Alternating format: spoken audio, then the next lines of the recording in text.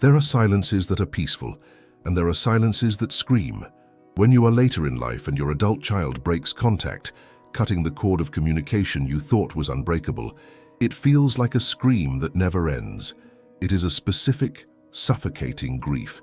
You are left with an inbox full of unsent thoughts and a heart full of unanswerable questions. Is this forever? Did I mean nothing? The estrangement feels like an erasure of your entire history. But before you let this silence define the rest of your days, listen. Today we walk with Viktor Frankl into the heart of this darkness to find a light that changes everything, a perspective that transforms how you cope, how you survive, and how you find meaning, even when the line goes dead. Later in life, our vulnerability increases. We face the loss of friends, the decline of health, and the narrowing of our world. In this season, we naturally turn to our children for continuity, connection, and comfort. When that child chooses to break contact, whether through a sudden explosion or a slow, ghostly drift, it feels like the ultimate betrayal. It is a rupture in the natural order of things. You might feel like a pariah. You see other families gathering for holidays, posting photos, sharing lives, and you feel marked by your exclusion. The shame is almost as heavy as the grief. You wonder what monstrosity you must have committed to deserve this exile. You spend your days in a courtroom in your mind, putting yourself on trial over and over again. However, Viktor Frankl, the psychiatrist who argued that our primary drive is not pleasure but meaning, offers a radically different way to cope.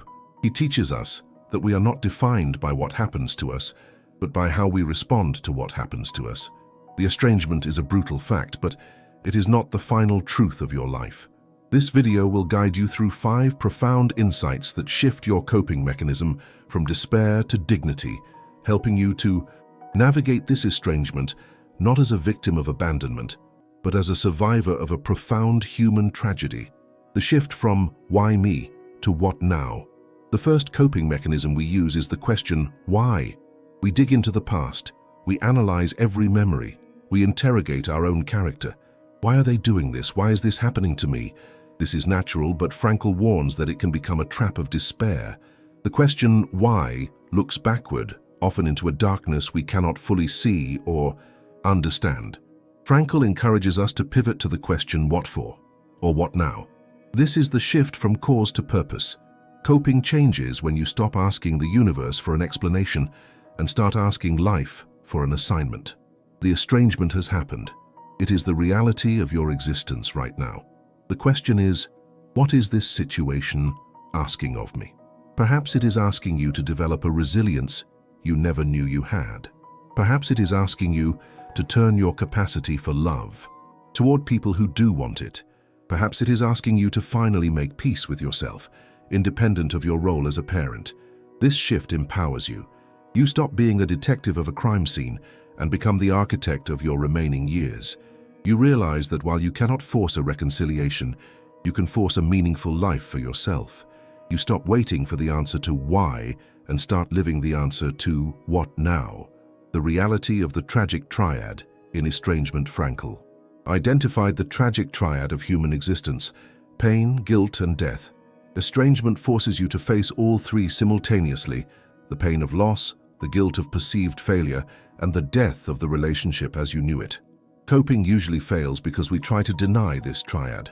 We try to numb the pain, argue away the guilt, or pretend the relationship isn't dead.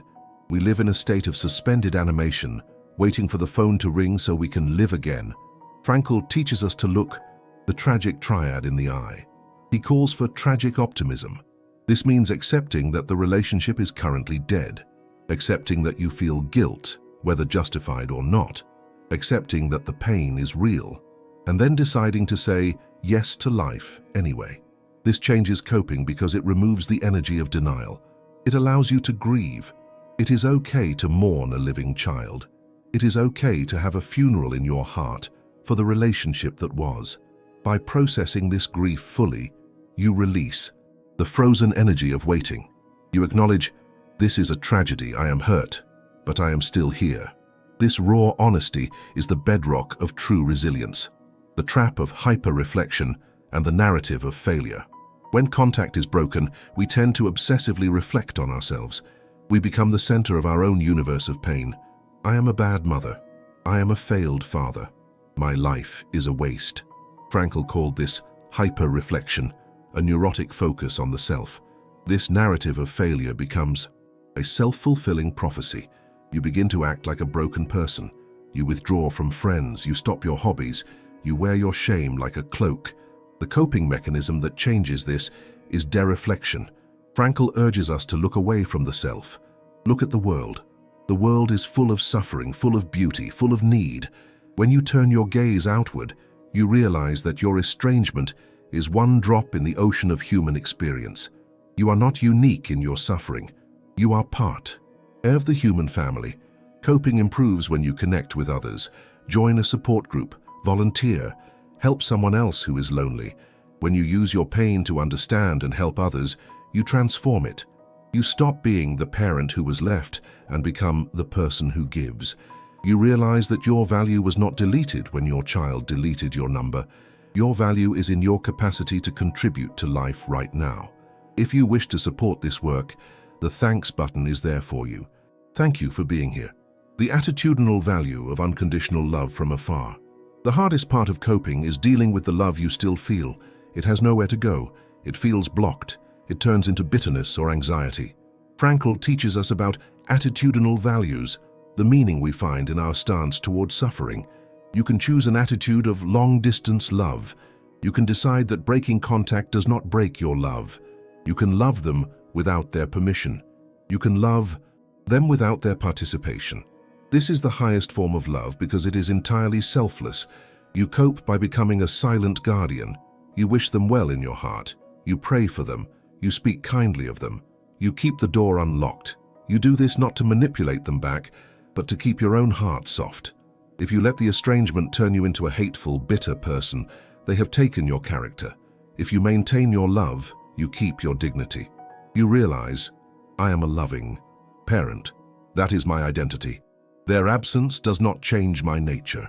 This attitude protects you from the corrosion of resentment.